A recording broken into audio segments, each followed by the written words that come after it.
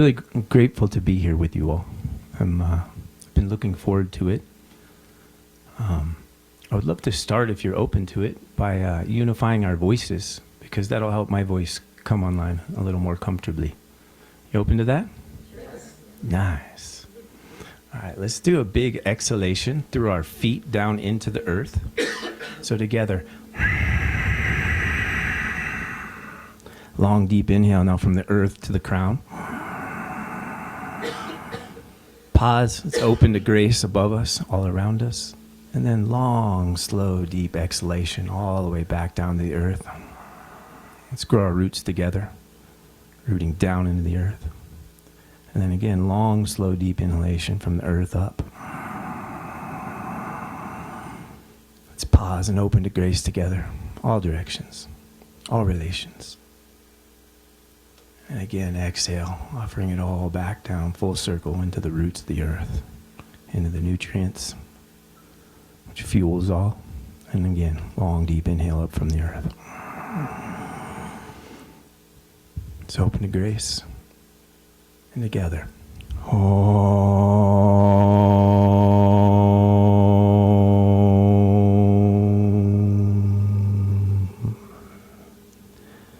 Long, deep inhale.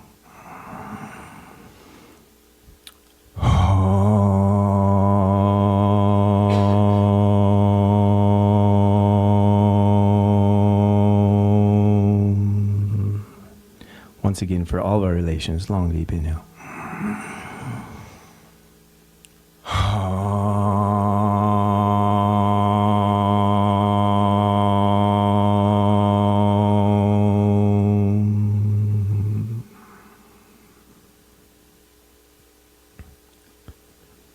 We can just pause with our eyes closed. Just nestle into our hearts again together. We affirm that this is a space of the heart. This is a space of sensitivity, a space of receptivity.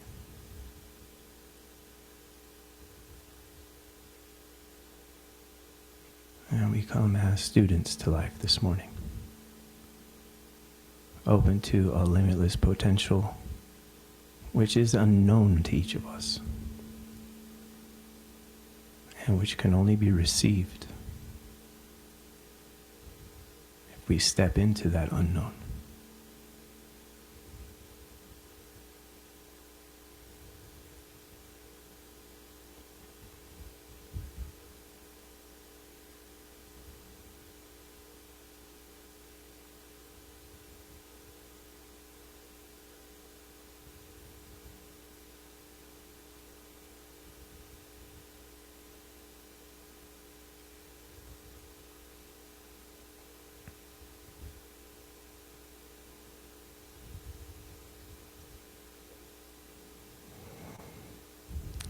So grateful we are to be on a discovery journey this morning. We come here to learn and to grow.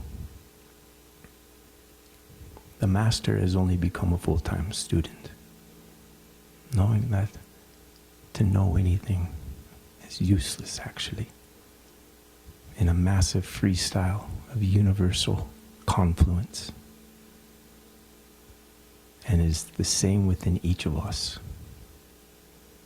All the systems in our bodies, all the cells communicating, all the relationships from our past that have all stemmed into this moment.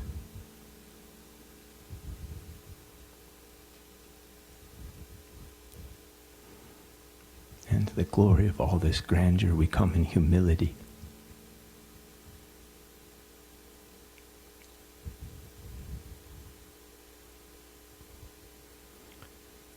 We represent the whole here and now today. We represent the micro as the macro.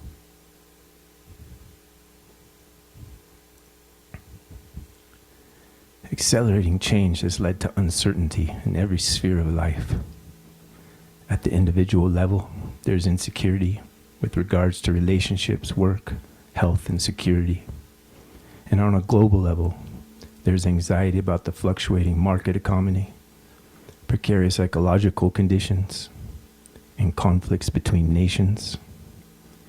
It is this experience of humanity as a whole that is affecting the individual all the time. Just as the pressure of the entire ocean is exerted on every water droplet, so does the entire universe impact every individual. The assertion of separateness has destroyed our capacity to work together. It is becoming more and more essential, if we are to survive, that there be a spirit of cooperation with one another and the universe.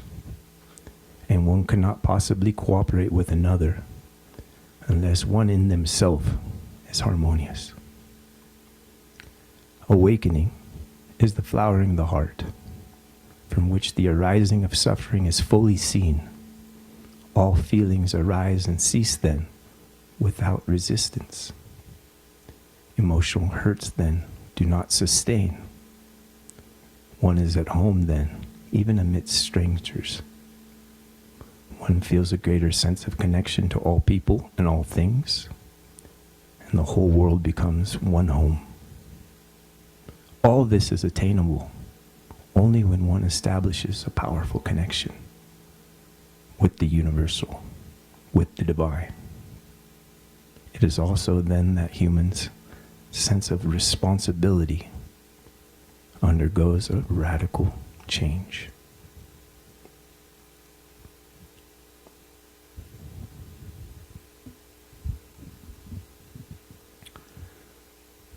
Do those words resonate with you all?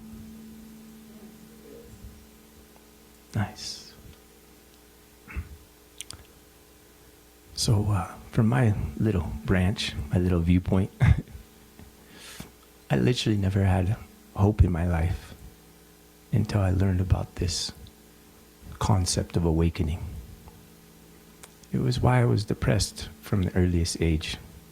I knew that after I could look back, because I was really sensitive as a kid.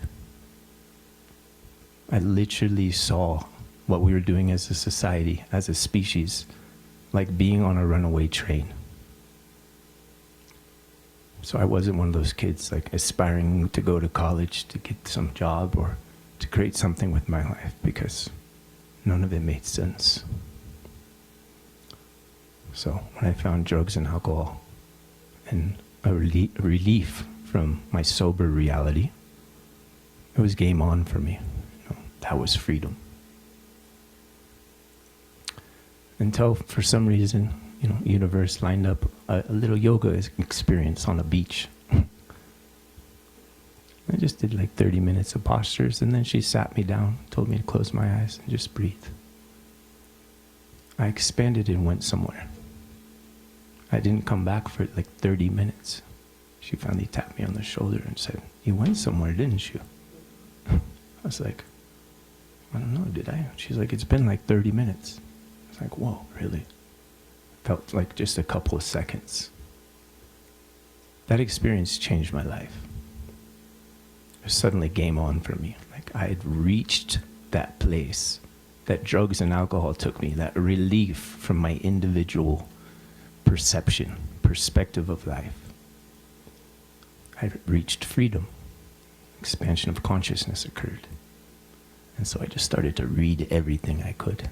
Started to practice yoga daily. Started to fast. All these things. And then eventually found my way to India, my guru there. Everything started to accelerate once I met him. Even before I met him in person. One evening, this energy came into my body. I'd been practicing yoga. I was really sensitive at that time. This energy came into my body. Didn't know what it was, but it kind of started shaking a little bit. And then literally for the next 6 months, I was in an altered state of consciousness. Everything had a message for me. I was on that razor's edge of the moment where everything was unknowable for me. And it was literally scary. Maybe some of you have experienced that in different moments. Because everything had such a profound message for me. I had no idea what was going on. I felt like I was actually going insane.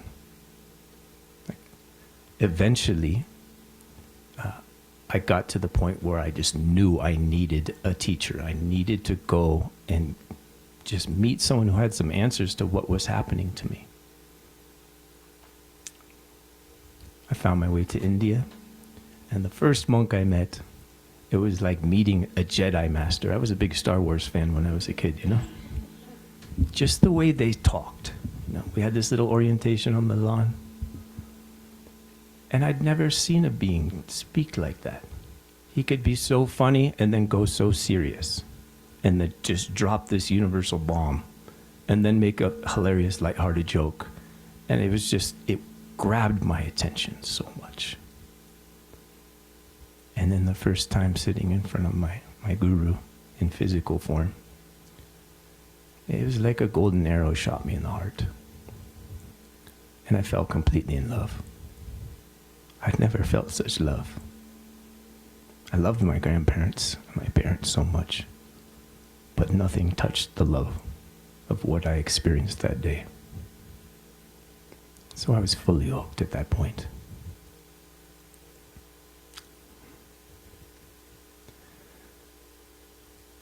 He had a vision, and he'd been saying that for many years, and he's not the only guru who's had this vision, but the vision is, if a small percentage of humanity moves into a certain state of consciousness, it will affect the whole.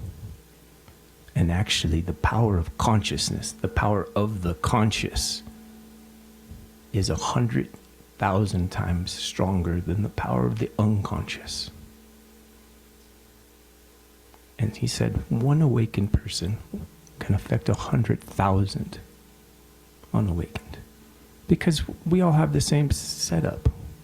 It's like one person just having jumper cables.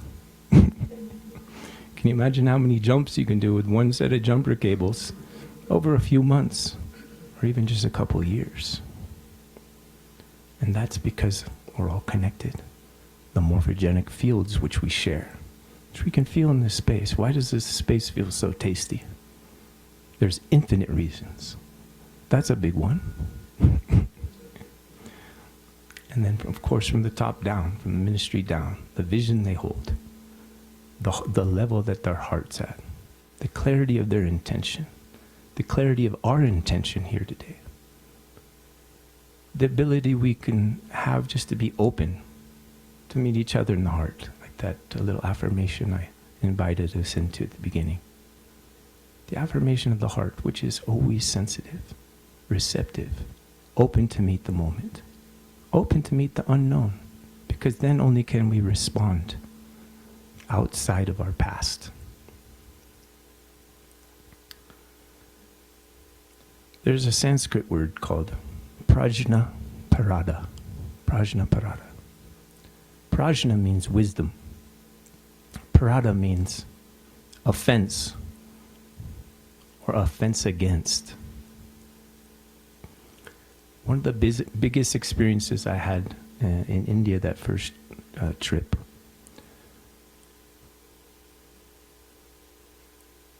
we were given this blessing, which we can all receive blessings if we open to them. We were given this blessing by these monks in very high states. And then we were told to go lay in Shavasana for some time. And so I did so. And my body went stiller than it ever had before. And slowly, slowly, that witness consciousness started to emerge and expand. And I saw the mind so clearly for the first time. And it was almost like, I don't want to offend the mind, but it looked like a little worm, actually. It's this wiggly little worm. That's how it was shown to me, you know? I was like, once I saw it, I kept my attention on it, you know? And I watched that wiggly little worm it just wants to squirm around all the time.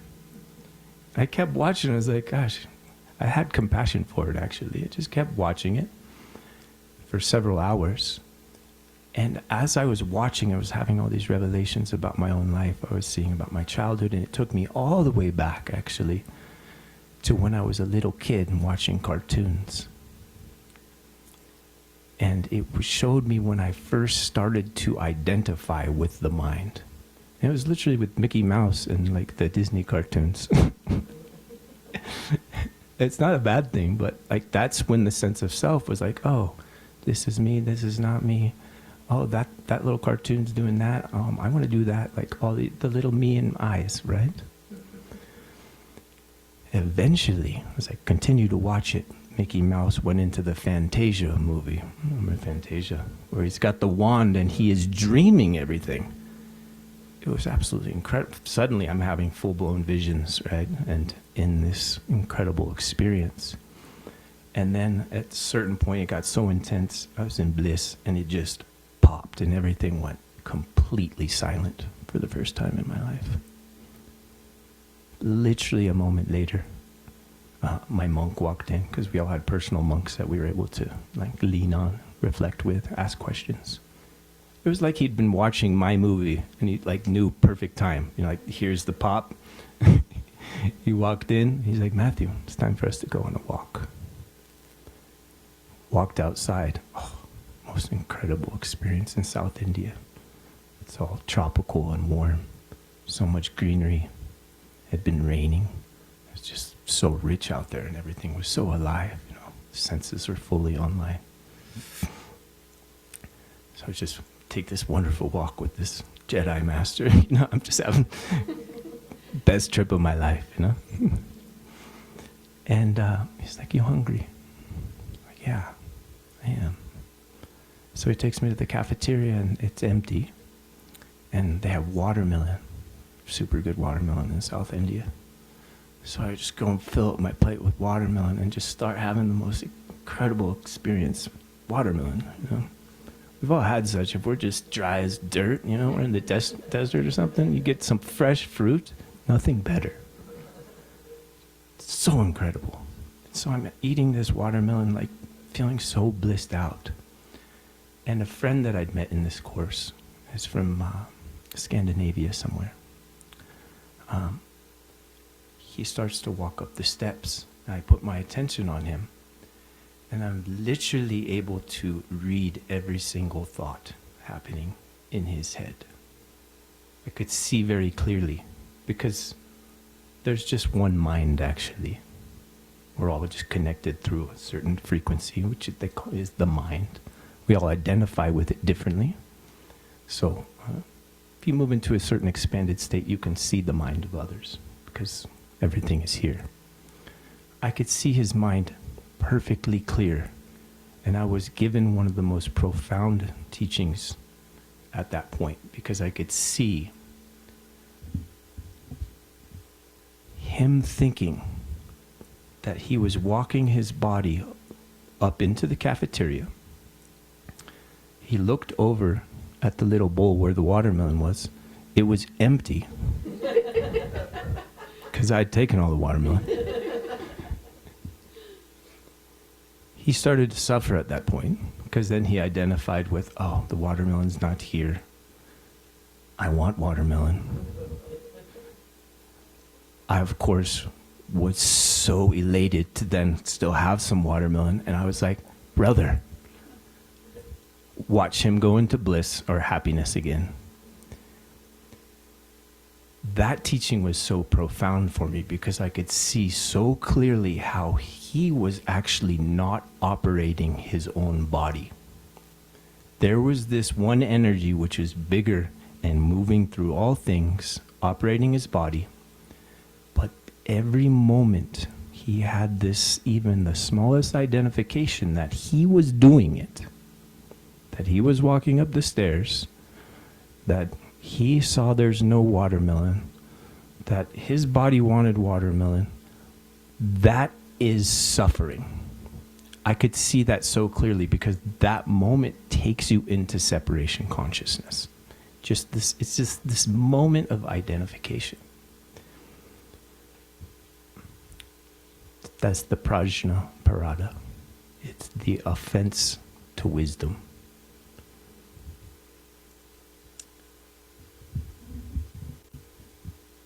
Now I'm not sharing that because it's something for us to practice.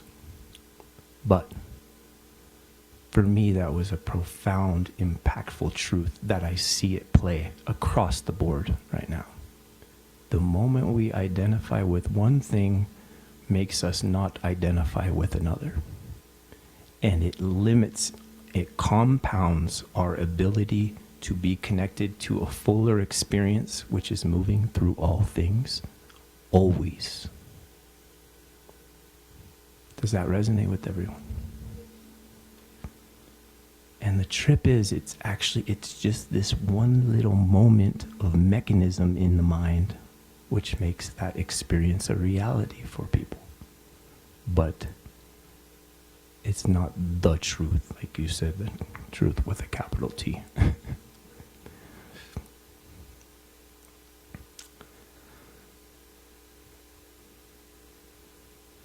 I want to read this little piece from Master in India. Transforming the world is not just the responsibility of a few sages and seers. To create a better world is the responsibility of every one of us. In our struggle for survival, innocence, love, and values are lost. It is us who have to uphold these values. Do not consider yourself to be ordinary beings. Each one of you has the infinite powers of the divine within you. You have the power to see God in the heart of every human being. And once you begin to see the divine in every being, you will be able to love every being. To do this, we must each become undivided within ourselves. We must discover God inside ourselves. We must learn to love ourselves back into wholeness. Then, through you, God's power would flow into the world. You taking up this responsibility is the golden age.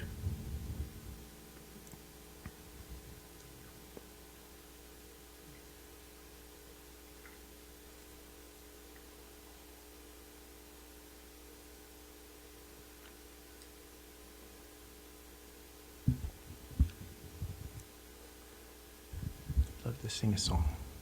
Think a little prayer together before we move on. Sound okay?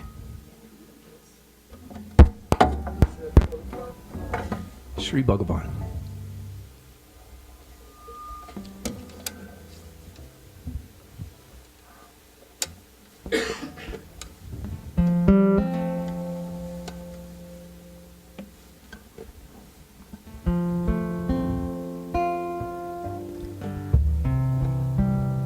Open. Let's close our eyes to start this prayer and resensitize again.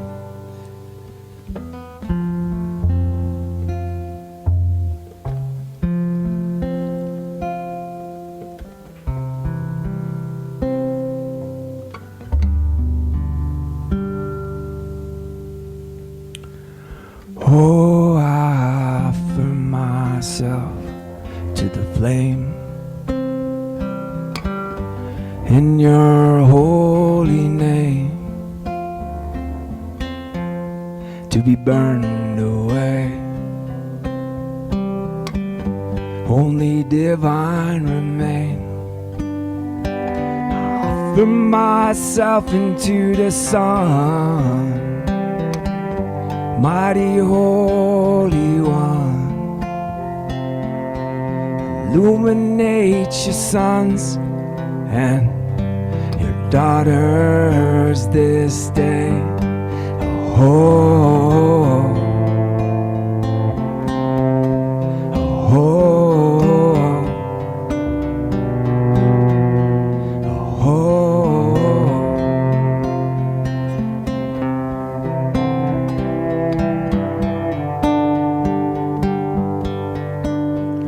I welcome the supreme light,